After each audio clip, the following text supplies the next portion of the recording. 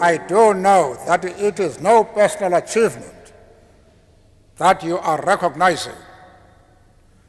but the achievement of a people who remained faithful to the ideals of just law and reconciliation, even when the law was subverted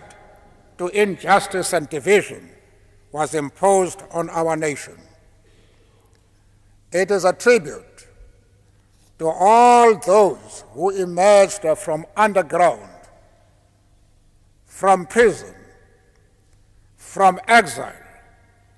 and from the shattered towns and villages of our country.